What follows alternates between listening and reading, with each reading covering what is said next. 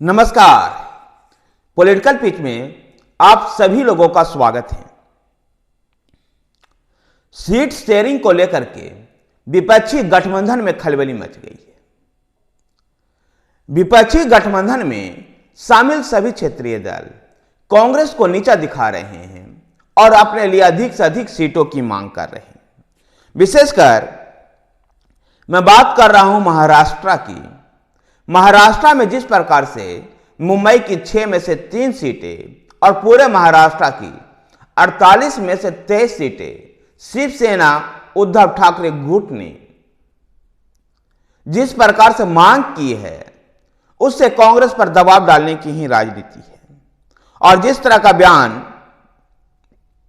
संजय राउत ने दिया था कि कांग्रेस को सीट बंटवारे के लिए शून्य से बातचीत की शुरुआत करनी होगी, इसके एवज में, इसके जवाब में कांग्रेस के नेता संजय निरुपम ने यहां तक कह दिया था कि शिवसेना के पास तो अब नेता ही नहीं है, तो वो सीट लेकर के क्या करेगी और शिवसेना टूटू ही पार्टी है। गौरतलब कि 2019 के लोकसभा चुनाव के बाद महाराष्ट्र की राजनीतिक समीकरण पूरी तरह से बदल चुका है। जहां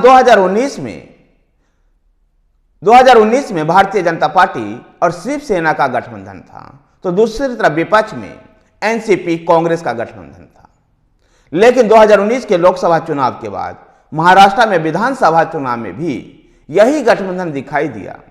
लेकिन विधानसभा चुनाव के बाद शिवसेना, उद्धव ठाकरे के नेतृत्व वाली शिवसेना एनसीपी और कांग्रेस के साथ गठबंधन कर महाविकास आघाड़ी गठबंधन बना करके उद्धव ठाकरे के नेतृत्व में सरकार बनाई।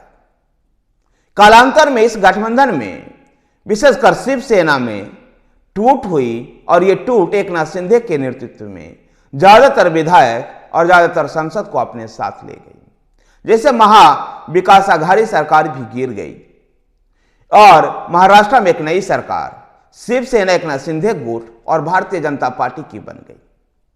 शिवसेना शिंदे गुट के एकनाथ शिंदे को मुख्यमंत्री बनाया गया और भारतीय जनता पार्टी के देवेंद्र फडणवीस को उप मुख्यमंत्री बनाया गया।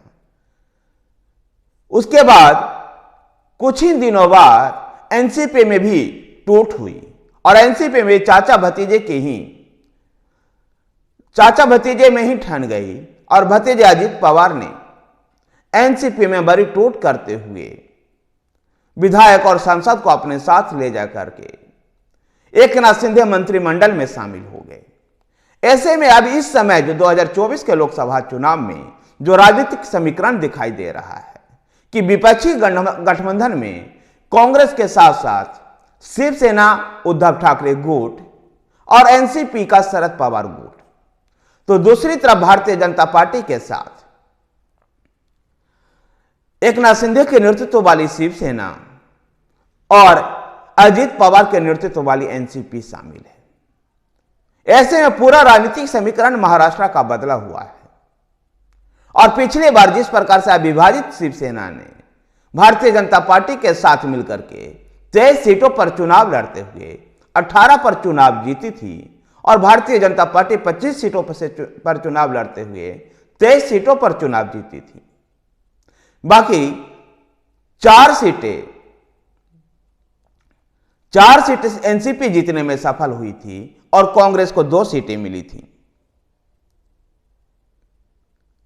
ऐसे में महाराष्ट्र में शिवसेना अपने लिए 23 सीटों की मांग कर रही है और मुंबई शहर की 6 सीटों में से 3 सीटों पर अपनी दावेदारियां ठोक रही है। और इसी के मद्देनजर संजय राउत ने कांग्रेस को शून्य से शुरुआत करने की नसीहत दी, तो कांग्रेस के संजय निरुपम ने शिवसेना को टूटी हुई पार्टी बता दिया। इंडिया अलायंस में शामिल जो INDIA जो गठबंधन है, इस गठबंधन में शामिल इन दोनों दलों के बीच में जिस प्रकार से एक दूसरे पर आरोप और प्रत्यारोप का दौर शुरू हुआ था, ऐसा लग रहा था कि भारतीय जनता पार्टी के खिलाफ लड़ने से पहले ही आपस में ही लड़ रहे हैं। और महाराष्ट्र में उद्धव ठाकरे ने कहा है, शिवसेना के नेता उद्धव ठाकरे ने कहा है कि ऐसा कुछ भी शिवसेना नहीं करेगी जिससे भारतीय जनता पार्टी के खिलाफ जो विपक्षी की लड़ाई है वो कमजोर हो और हमारा मुख्य फोकस भारतीय जनता पार्टी को, नरेंद्र मोदी को सत्ता से बेदखल करना है और इसके लिए हम अपने गठबंधन सहयोगियों के साथ मिलकर के चुनाव लड़ने के लिए प्रतिबद्ध हैं।